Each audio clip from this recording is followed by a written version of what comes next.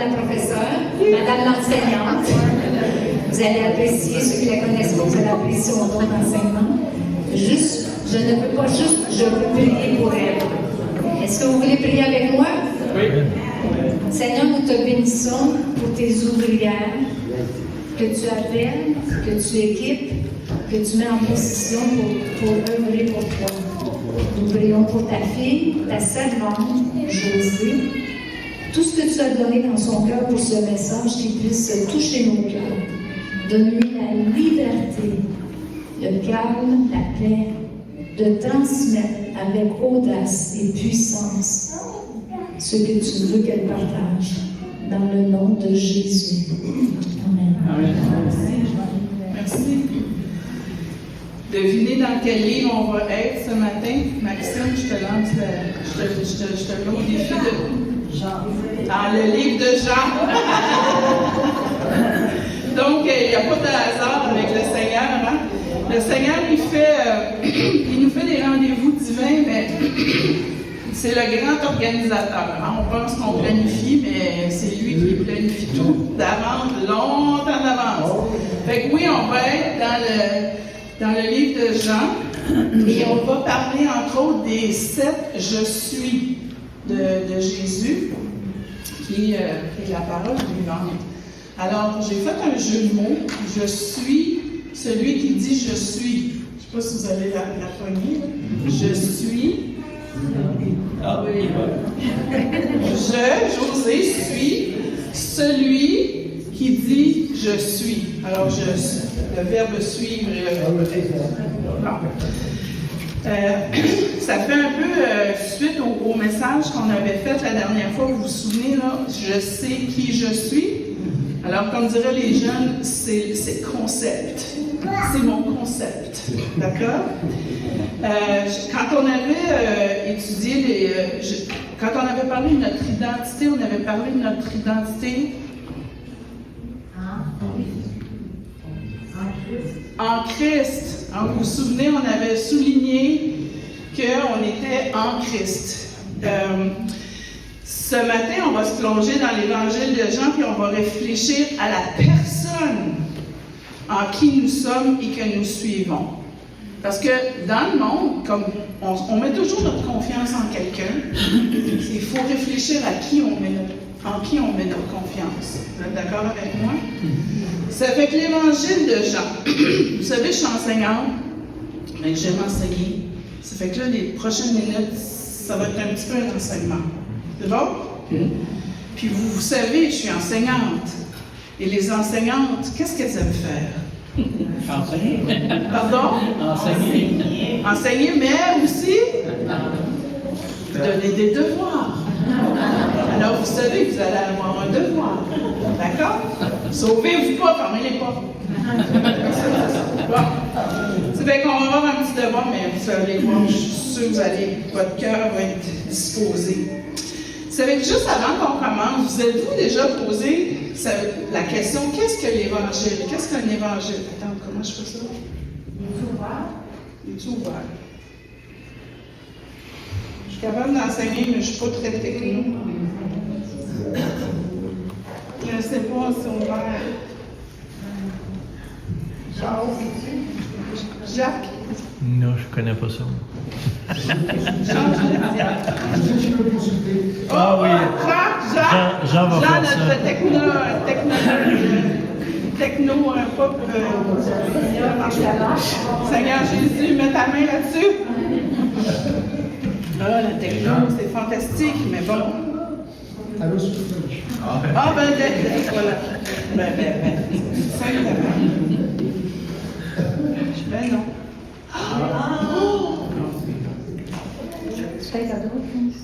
Je sais pas. J'ai des amis de la techno dans ce gang-là. Là, je vous apprends peut-être rien, mais bon, c'est pas grave, ça va nous faire un petit rafraîchissement, OK? Ça fait que le mot évangile, ça veut dire bonne nouvelle, OK? Puis le Larousse, lui, il définit le mot évangile avec un E majuscule, là, avec comme l'ensemble des livres où sont consignés la vie et le message de Jésus. C'est aussi reconnu comme un document qui sert de fondement à une doctrine, à ce en quoi on croit. OK? Ça fait que pour les évangiles, pour les chrétiens, c'est considéré comme les récits exacts et véridiques de la vie de Jésus et de ses enseignements. C'est ça que c'est un évangile. OK? Parce que souvent, on utilise des mots et on ne sait pas toujours vraiment. En tout cas, moi, je suis comme ça, j'aime aller fouiller, là. Ça fait que, puis, il y a une chose qu'on utilise, une expression, je ne sais pas si vous avez déjà entendu, on dit parole d'évangile. Quand on dit parole d'évangile, c'est qu'on est en train de dire que ce qu'on dit, en fait, c'est véridique, c'est absolu. Ça fait que pour les chrétiens, les évangiles, les 4 évangiles, ce sont la vérité et ça parle de la vie de Jésus et de ses enseignements. Bon, ça, c'est la première partie. Deuxième partie. Vous êtes-vous déjà posé la question? Pourquoi il y a 4 évangiles? Pourquoi 4? Pourquoi pas juste un évangile? Hein? Parce qu'en plus, dans les 3 premiers, entre autres, il y a des choses qui se répètent. Pourquoi il y en a 4? Bien, la raison, là, c'est évidemment, il n'y a jamais de. Comment je dirais? Il n'y a pas de hasard avec Dieu. Hein? Tu sais, si vous regardez les réseaux sociaux, là, il y a l'expression POV. Connaissez-vous cette expression-là? Point of view. OK. Hein? My point of view, mon point de vue. OK? Ça fait que les évangiles, c'est le POV sur Jésus. Le point de vue de l'auteur sur Jésus. OK? Fait que chaque évangile présente Jésus d'une façon différente. OK? Fait que le premier évangile, c'est l'évangile de Matthieu. Attendez, là, je m'appelle parce que. Fait que l'évangile de Matthieu, lui, s'adresse aux Juifs.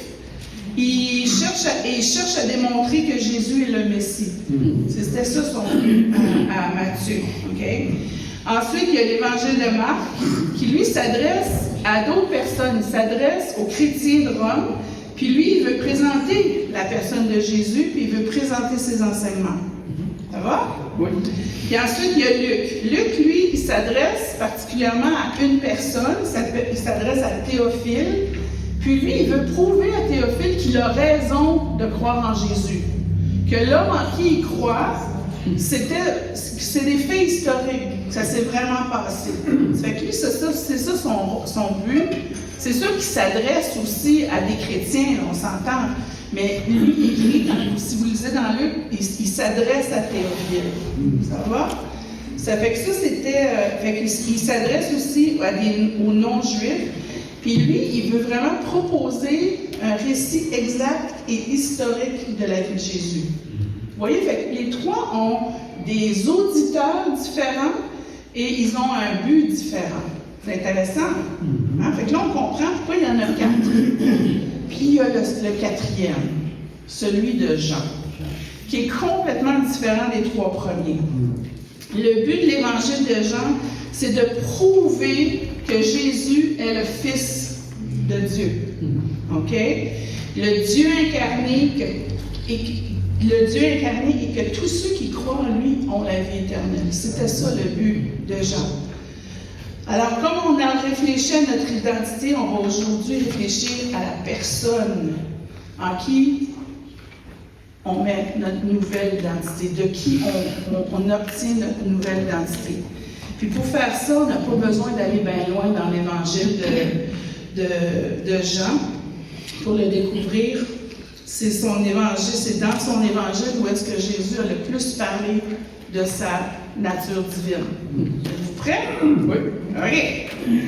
Ça fait que dans l'évangile de Jean, il y a toutes sortes de choses, mais il y a entre autres les 7 « je suis ». OK? Les 7 « je suis » de Jésus. Puis cet évangile-là, elle se distingue des 3 premiers parce que les 3 premiers, c'est ce qu'on appelle un peu, on appelle ça dans les termes de l'Institut biblique du Québec, les évangiles synoptiques, on dirait des biographiques.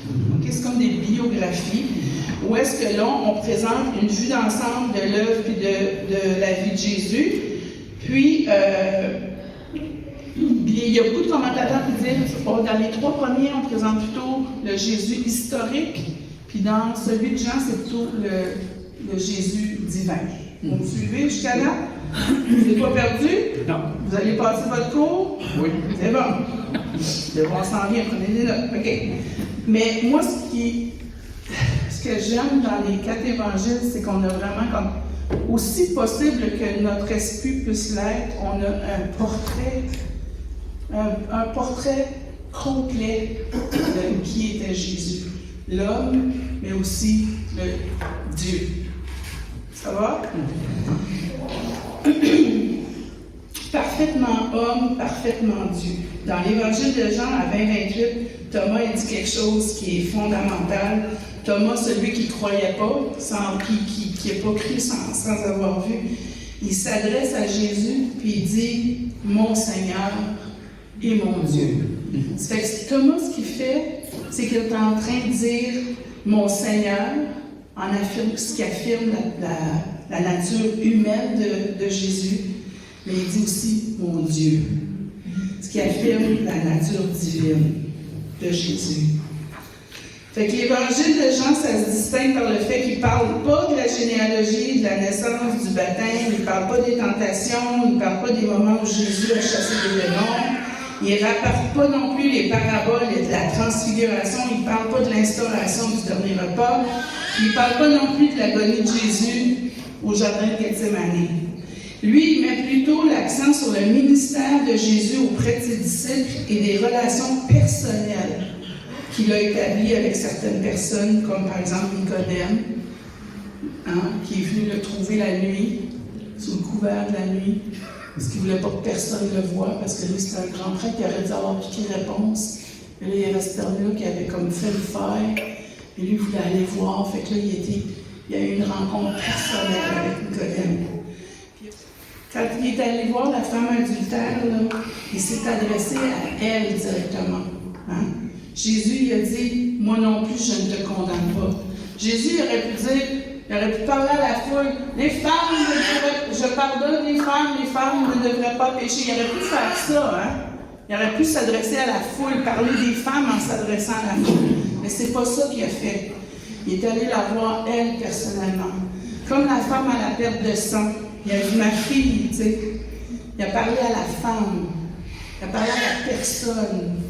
Il s'est intéressé à elle, personnellement. Ça, c'est le Dieu qu'on sert. Un Dieu qui s'occupe et se préoccupe de l'humanité, mais un Dieu qui s'occupe aussi de chacun de nous. Puis je vais vous conter une petite anecdote qui m'est arrivée 2 jours passés. J'étais en camping avec ma cousine. Puis là, elle nous a ramené des matelas, des petits matelas gonflables. Puis les matelas, devinez quoi? Mou. Ils se dégonflaient. OK? Ça surprend quelqu'un. Les matelas gonflables, en tout cas. Ça fait que là, ils étaient tous découragés. Puis ça, finalement, on gonfle les matelas, on les regonfle, tout ça. On se couche, on s'installe. Puis là, je dis, Nicole, on devrait prier pour que les matelas ne se dégonflent pas. Elle dit, ben là, on ne va pas déranger Dieu pour ça, tu sais. Fait que là, je dis, ben non. Elle dit, voyons donc. Elle dit, Seigneur, Dieu, il y a des soucis bien plus grands que ça. Ah, je dis ça. Je suis d'accord avec toi, tu sais. Mais je dis, toi, ton fils, là, Nicole, là, si tu t'appelles pour dire, maman, j'ai un problème avec mon matelas, peux-tu m'aider? Qu'est-ce que tu ferais? Ben, elle dirait, je l'aiderais. Ben, je dis, ça, c'est Dieu. Ça, c'est le Dieu qu'on sert. C'est le Dieu, on est fait à l'image de Dieu. Fait que si toi, tu peux aider, tu sais, quand ça dit, là, vous, là, aussi méchants comme vous êtes, vous ne donneriez pas des pierres à vos enfants. Tu sais, c'est la même chose. Ça fait que j'ai dit, on va prier. Fait que j'ai dit, ben, Seigneur Jésus, on te demande de ne pas permettre que nos matelas se dégonflent. Et s'ils se dégonflent, qu'on puisse quand même bien dormir. Amen. Dans le nom de Jésus. Et devinez quoi? Bien dormir. Devenez bien dormir. Mieux que ça, ça n'a pas dégonflé. Amen. Ça, c'est le Dieu qu'on sert. Le Dieu qui s'occupe des gens qui sont en Ukraine ou qui sont les gens qui vivent des drames incroyables. Mais il se préoccupe aussi des petites choses qu'on dirait anodines. Amen. Amen. Ça fait que grâce à ces 7 je suis-là, et ça c'est votre devoir cette semaine, je vous encourage d'aller dans le livre de Jean et de souligner les 7 je suis. D'accord? OK. Mais pourquoi le je suis? L'expression je suis. Parce que dans Jean 8, 58, 59, Jésus il va dire, en vérité, en fait, il y a 7 je suis, mais il y en a un de plus, OK? Mais celui-là, on va commencer par celui-là, ça dit, en vérité, je vous le dis, avant qu'Abraham soit, je suis. Et là-dessus, les Juifs, prirent des pierres pour les jeter contre lui, mais Jésus se cacha et sortit du temple en passant au milieu d'eux. Pourquoi est-ce que, quand Jésus a dit « je suis », est-ce que ça a provoqué une telle colère chez les Juifs qu'ils ont pris des pierres pour le lapider? Puis quand tu lapides quelqu'un, OK, c'est pas pour lui faire mal, c'est pour le tuer. OK? Ça fait pourquoi est-ce que ça a provoqué une telle colère chez eux, OK? C'est parce que, tu peux changer, Diane, c'est parce que dans Lévitique, ça dit « Celui qui blasphémera le nom de l'Éternel sera puni de mort. Toute l'assemblée le lapidera. » OK? Puis quand Jésus dit « Je suis », OK, il fait référence à, dans Exode, quand Dieu disait à Moïse « Je suis celui qui suis ». Et il ajouta, c'est ainsi que tu répondras aux enfants d'Israël. Celui qui s'appelle « Je suis » m'a envoyé vers vous. OK? Ça fait, quand Jésus dit « Je suis », il est en train de dire « Je suis Dieu ». OK? C'est ça qu'il est en train de dire. Il est en train d'affirmer sa divinité. OK?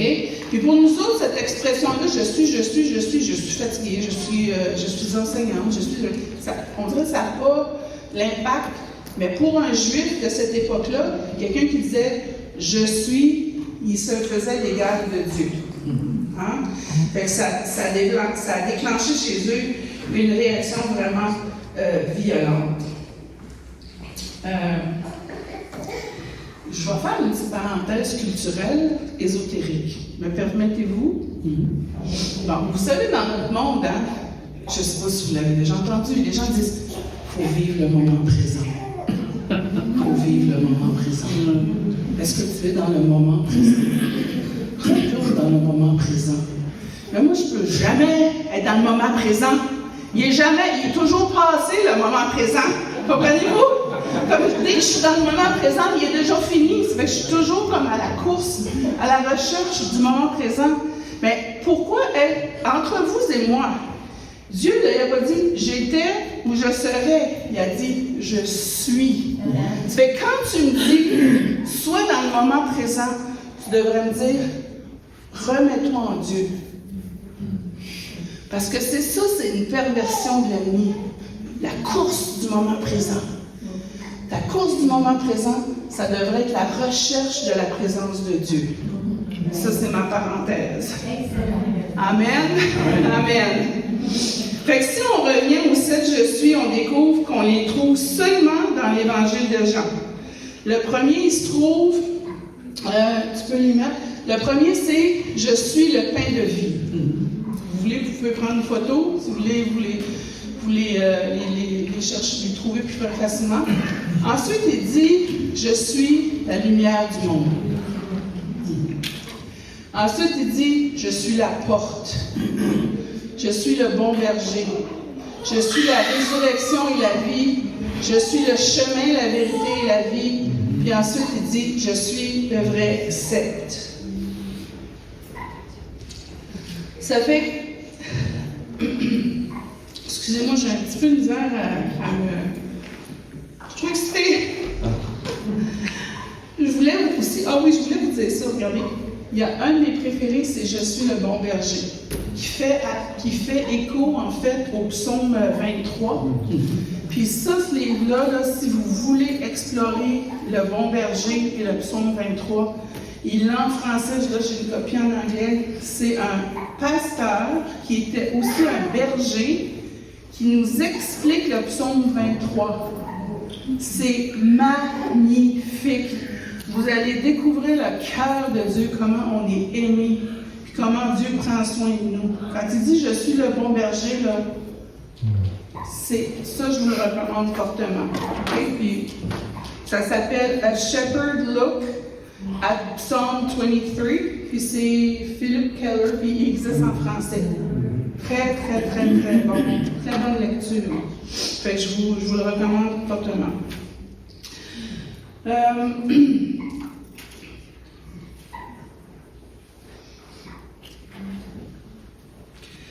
Il y a aussi l'expression « Je suis le chemin, la vérité et la vie ». C'est quoi le reste du verset?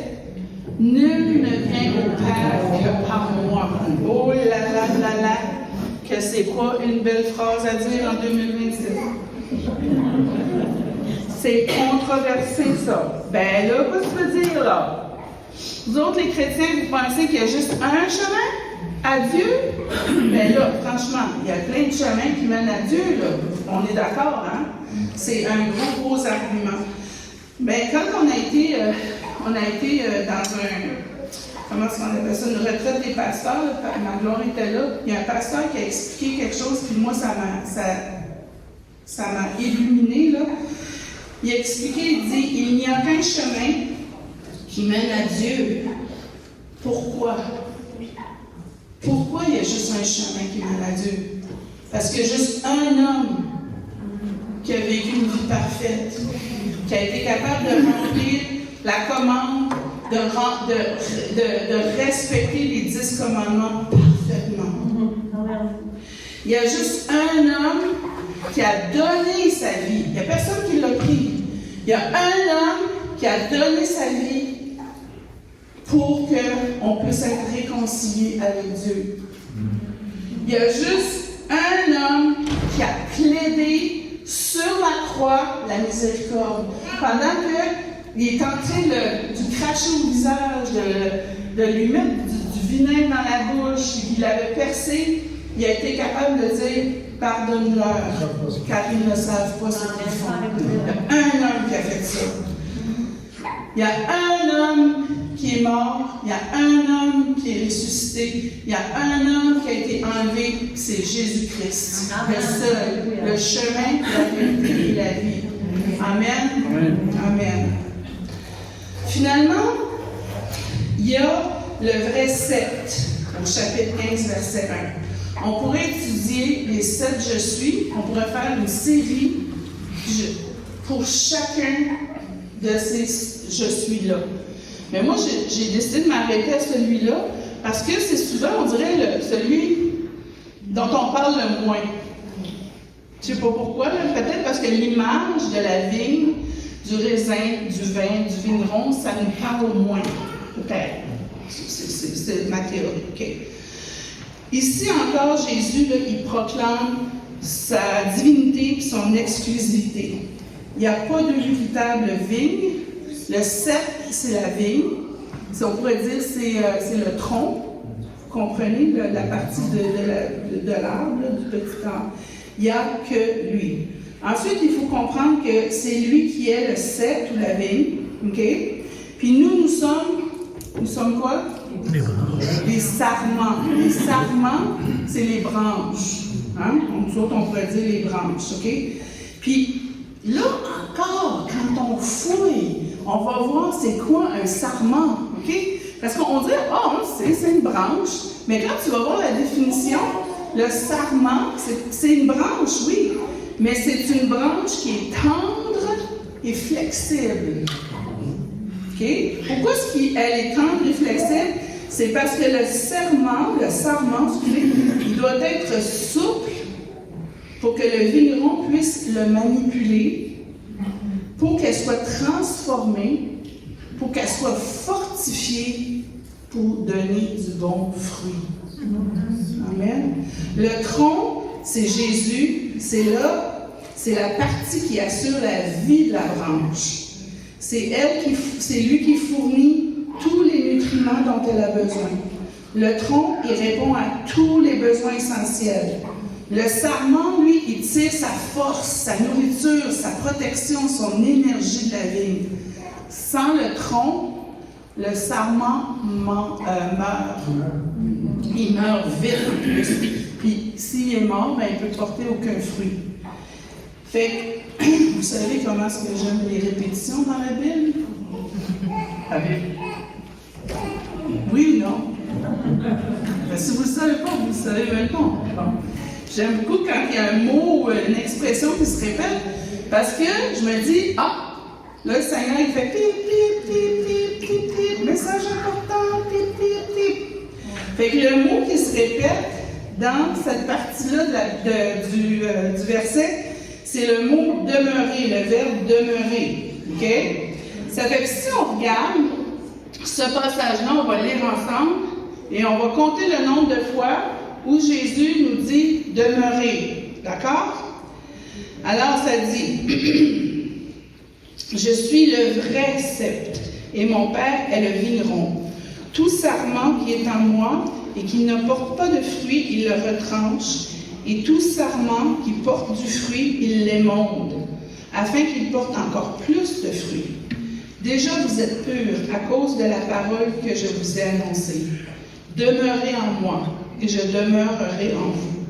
Comme le sarment ne peut de lui-même porter du fruit s'il ne demeure attaché au sceptre, ainsi vous ne le pouvez pas non plus si vous ne demeurez en moi.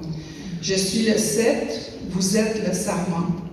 Celui qui demeure en moi et en qui je demeure porte beaucoup de fruits, car sans moi, vous ne pouvez rien faire. Si quelqu'un ne demeure pas en moi, il est jeté dehors, comme le sarment, et il sèche. Puis on ramasse les sarments, et on les jette au feu, et ils brûlent. Si vous demeurez en moi, et que mes paroles demeurent en vous, demandez ce que vous voudrez, et cela vous sera accordé. Si vous portez beaucoup de fruits, c'est ainsi que mon Père sera glorifié, et vous serez mes disciples. Comme le Père m'a aimé, je vous ai aimé aussi. Demeurez dans son amour. Si vous gardez mes commandements, vous demeurerez dans mon amour, de même que j'ai gardé les commandements de mon Père et que je demeure dans son amour. Amen. Alors on a 10 versets, et le mot « demeurer » est répété 12 fois. Ça fait le message, c'est une bonne moyenne. Hein? C'est difficile de ne pas comprendre que pour être productif, le sarment doit demeurer accroché à la vigne, bien attaché au vrai sceptre. Là encore, Jésus dit, je suis le chemin, la vérité et la vie, je suis le pain, je suis la porte, je suis le vrai sceptre. Il n'y a pas juste dit je suis la vigne. Je suis la vraie vigne. Parce qu'on est des sarments, qu'on veuille ou qu'on ne veuille pas. On peut s'accrocher à toutes sortes de vignes. Mais Jésus nous dit, accroche-toi à la vraie vigne. Demeure, une fois que tu es accroché, demeure dans la vraie vigne. Amen? Amen. Le mot demeurer, ça veut dire avoir domicile, faire sa maison. Rentrez dans le royaume de Dieu. C'est là votre maison. C'est là votre maison. Demeurez là. Établissez votre domicile. Amen. Ça veut dire aussi rester un certain moment. Ben, nous autres, on ne veut pas juste rester un certain moment. Rester le moment présent. Là. Rester tous nos moments présents accrochés à la vie. Amen. Ça veut dire aussi persister dans un certain état. Un état de paix, de confiance, de persévérance. Demeurer accroché à la vigne. Amen. Est-ce qu'on peut le faire tout seul? Non. Tu peux aller un petit peu plus loin. Il y a les vignerons, quand ils attachent un sarment. Oups, tu l'avais. Tu l'avais.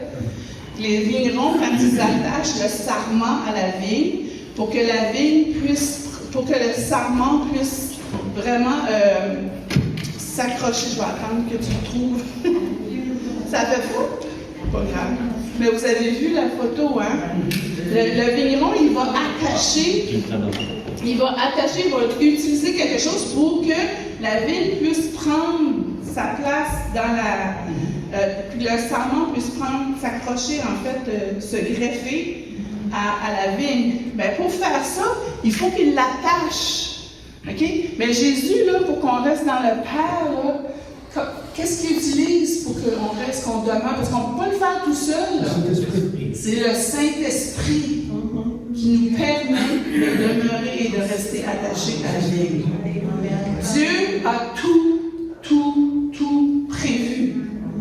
Il nous a laissé le Saint-Esprit parce qu'il a dit, c'est je ne vous laisserai pas seul, je ne vous abandonnerai pas.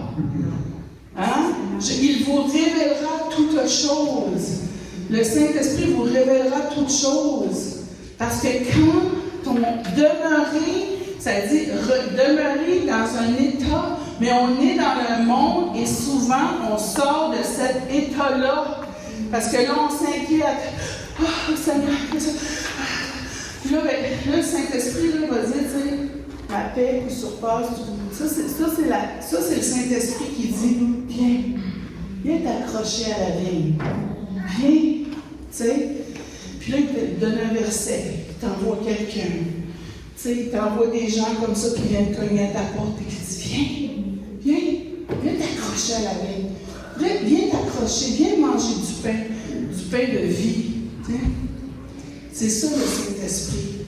Amen. Alléluia, Seigneur Jésus. Il y a une autre partie de ce passage-là qui est vraiment important. Oh, je pense que tu peux laisser le faire dire parce que c'est plus. Ouais. Le passage qu'on a lu, le premier verset, ça dit je suis le vrai cep et mon père est le vigneron. OK. Ça fait que là, vous commencez à me connaître, là, vous savez que j'ai été fouillée. C'est quoi un vigneron? C'est quoi le travail? Pourquoi est-ce qu'on compare Dieu au vigneron? J'ai lu, j'ai écouté des vidéos, tout ça, puis j'ai remarqué que le métier de vigneron, c'est vraiment un métier très intéressant et complexe. Parce que je pense, et vous me corrigerez si je me trompe, je pense que c'est un des métiers rares où est-ce que celui qui travaille, premièrement, il faut qu'il y ait une multitude d'habiletés dans des domaines vraiment différents, OK? Puis aussi, le vigneron, lui, il va s'occuper de l'objet de son travail, qui est la vigne, mais il s'en occupe du début jusqu'à la fin. Il travaille la terre. Il enrichit la terre. Après ça, qu'est-ce qu'il fait? Il plante la vigne. Il la surveille. Il la nourrit. Il la protège. Il l'accroche. Il la décroche. Il l'émonte, il coupe pour la faire grandir. Après ça, le fruit arrive. Il s'occupe du fruit. Ensuite, une fois que le fruit est mûr, il prend le fruit puis il le transforme en vin. Puis tout son travail du début jusqu'au produit final, qui est le vin, il s'en occupe, puis son but, c'est toujours que la vigne donne le plus beau vin. Amen. Ça vous fait du tout penser à quelqu'un? Saint-Esprit, ou Dieu, quand Dieu nous dit,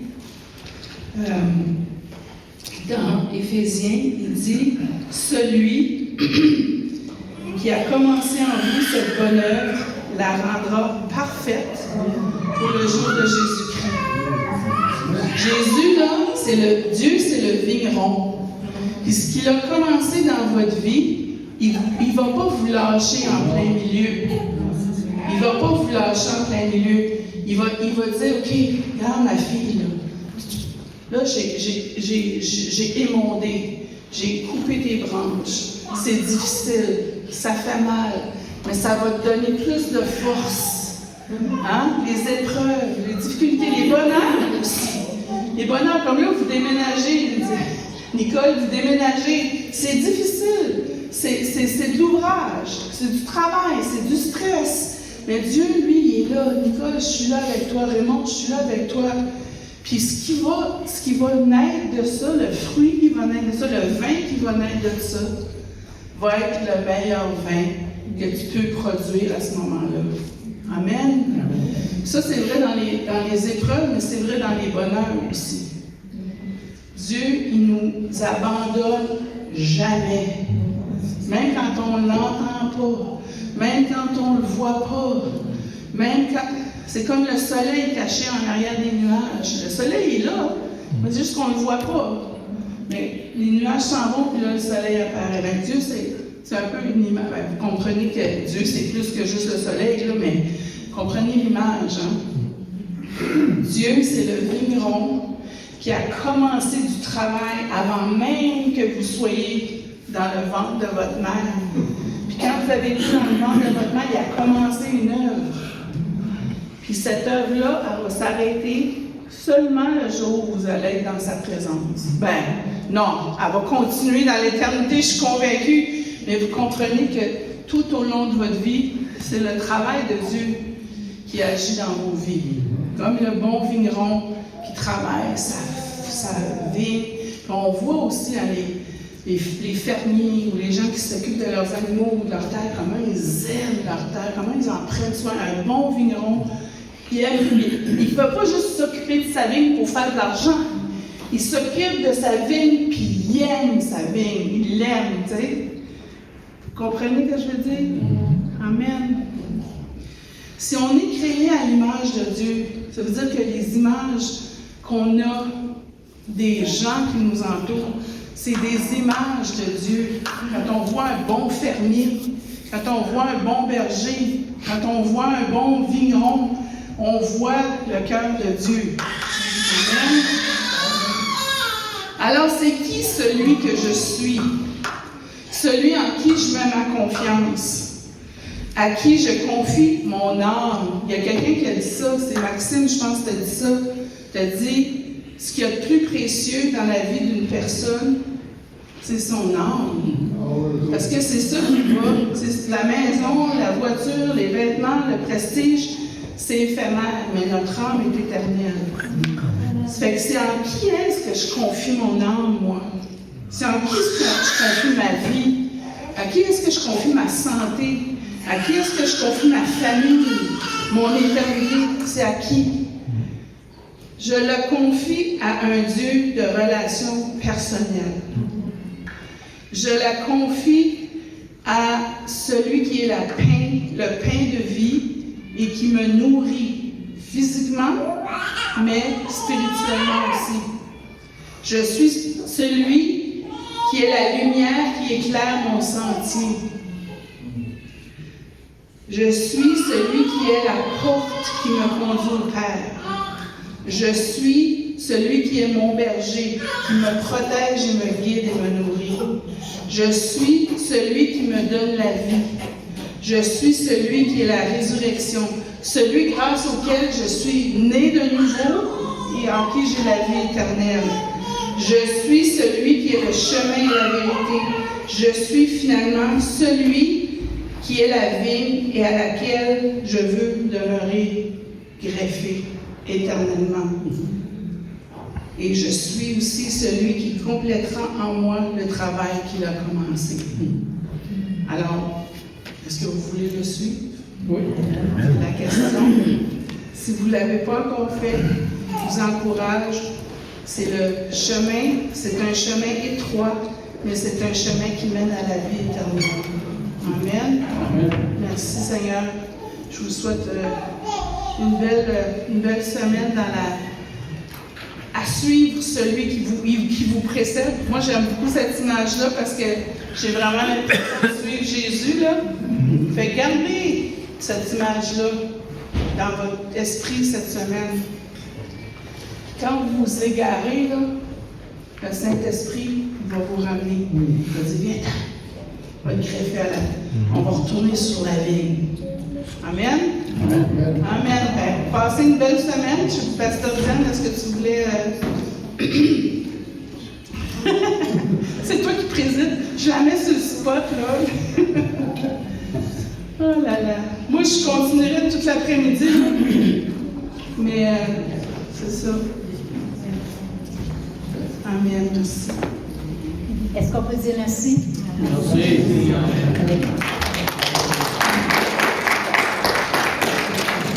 Est-ce qu'il y a un je suis que vous avez besoin de découvrir ce matin, d'approfondir ce matin? La porte, la paix, la résurrection, la vie, le pain. Est-ce qu'il y a un je suis que vous avez besoin ce matin? On pourrait se fermer, s'en aller, mais c'est ça que je pense qu'on pourrait faire. Simplement, doucement. Si vous avez un besoin, la porte est ouverte. Il y a du pain à manger. Vous allez avoir la vie parce que je suis ici. Amen. On peut y aller.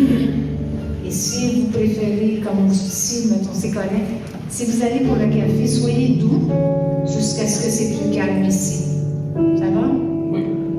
Merci. Merci, José. Merci de mettre au service du Seigneur tes dons. Merci.